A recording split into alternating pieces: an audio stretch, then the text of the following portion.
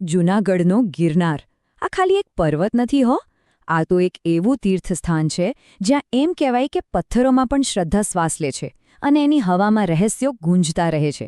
તો ચાલો આજે આપણે એ જ રહસ્યોની ઊંડી ખીણમાં ઉતરીએ. એવી ખીણ જ્યાં સદીઓથી અમુક અવાજોના પડઘા હજી શાંત નથી થયા. ગિરનારને શું કામ આટલો પવિત્ર ગણવામાં આવે છે?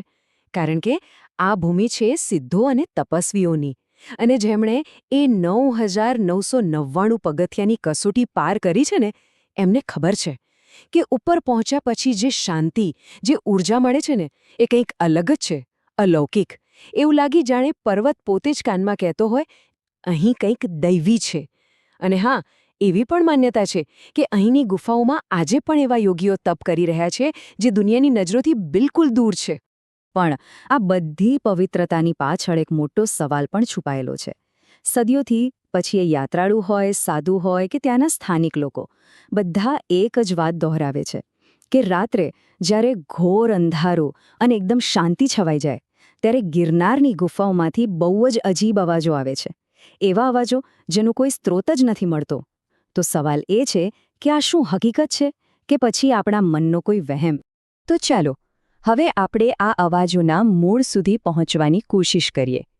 સૌથી પહેલાં તો એ જાણીએ કે લોકોને આખરે સંભળાય છે શું, અને એના વિશે જે લોકવાયકાઓ ચાલી રહી છે એ શું કહે છે. જુઓ, આ કોઈ સામાન્ય અવાજો નથી. જરા કલ્પના કરો, મધરાતનો સમય છે અને અચાનક કોઈ ગુફામાંથી સ્પષ્ટ સંસ્કૃત મંત્રોચ્ચારણનો અવાજ આવે, પણ જ્યારે જઈને જુઓ તો ત્યાં કોઈ જ નથી. અથવા તો કોઈ ખાલીખમ ગુફામાંથી કોઈના ચાલવાનો, પગલાંનો અવાજ આવે. એટલું જ નહીં, ઘણા લોકોએ તો અચાનક શંખનાદ કે પછી ભગવાન શિવના ડમરૂનો નાદ સાંભળ્યો હોવાનો દાવો પણ કર્યો છે. તો સવાલ એ થાય કે આ અવાજો આવે છે ક્યાંથી? વેલ, શ્રદ્ધા પાસે આના જવાબો છે. એક માન્યતા તો એવી છે કે અમાસની રાત્રે ગિરનારની જે ગુપ્ત ગુફાઓ છે ને, ત્યાં મહાન સિદ્ધ પુરુષો ભેગા થાય છે અને આ અવાજ એમના જ મંત્રોચ્ચારનો છે. બીજી એક માન્યતા એને ભગવાન દત્તાત્રેયની સૂક્ષ્મ હાજરી સાથે જોડે છે, કારણ કે એમનો નિવાસ અહીં જ મનાય છે. અને હા, એક રસપ્રદ વાત તો અમર અશ્વત્થામાની પણ છે કે તેઓ આજે પણ આ પર્વતોમાં ભટકી રહ્યા છે. તો જુઓ, અહીં આપણી સામે બે અલગ અલગ રસ્તા ખુલે છે. એક રસ્તો છે શ્રદ્ધાનો, જે માને છે કે આ અવાજો દૈવી સંકેત છે. પણ બીજો રસ્તો છે તર્ક અને વિજ્ઞાનનો. એ દરેક ઘટના પાછળનું કારણ શોધે છે.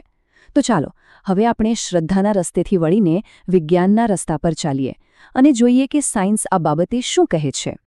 ઓકે, તો હવે થોડી વાર માટે શ્રદ્ધાના ક્ષેત્રમાંથી બહાર આવીએ અને તર્કના પ્રકાશમાં આ રહસ્યને સમજવાનો પ્રયત્ન કરીએ.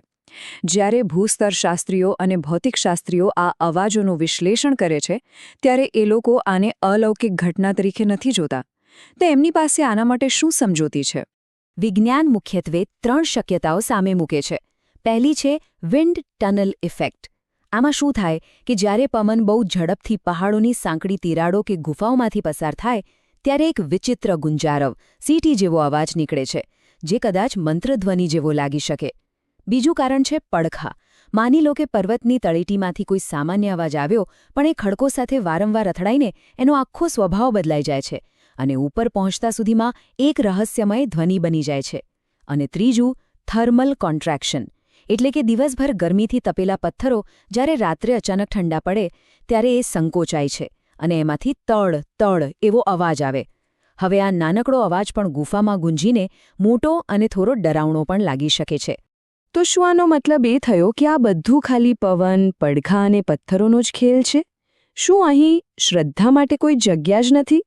કદાચ એવું નથી, કારણ કે આ વાર્તા અહીં પૂરી નથી થતી. વાત એટલી સિમ્પલ નથી. અને આ જ ગિરનારના રહસ્યનો સાચો મર્મ છે. જુઓ, વિજ્ઞાન ધ્વનિના તરંગો માપી શકે છે, એનું કારણ પણ શોધી શકે છે, એ બધું બરાબર. પણ એ જ અવાજ સાંભળીને કોઈ શ્રદ્ધાળુના દિલમાં જે અનુભૂતિ થાય છે, એમના મનમાં જે આસ્થાનો દીવો પ્રગટે છે, એને માપવા માટેનું કોઈ મશીન બન્યું છે ખરું? આ એક વાક્ય કદાચ ગિરનારના આખા રહસ્યનો સાર કહી જાય છે કે ગિરનાર એ ભૂમિ છે જ્યાં તર્ક પૂરો થાય છે અને શ્રદ્ધા શરૂ થાય છે. મતલબ કે આ એક એવી જગ્યા છે જ્યાં પવનનો ગુંજારો અને સિદ્ધોનો મંત્રધ્વનિ બંને એક જ વસ્તુ હોઈ શકે છે. બધો આધાર સાંભળનાર પર છે કે એ શું અનુભવવા માંગે છે. તો ફરીથી આપણે એ જ સવાલ પર પાછા આવીએ. ગિરનારની ગુફાઓના એ ગુંજતા અવાજો આખરે છે શું? કુદરતનો કોઈ અદ્ભુત ખેલ? કે પછી સાચે જ કોઈ અદૃશ્ય શક્તિનો અહેસાસ? મને લાગે છે કે આ પ્રશ્નનો કોઈ એક પાક્કો જવાબ કદાચ છે જ નહીં. અને કદાચ આ વણ ઉકેલ્યું રહેવું એ જ તો ગિરનારની અસલી ઓળખ છે.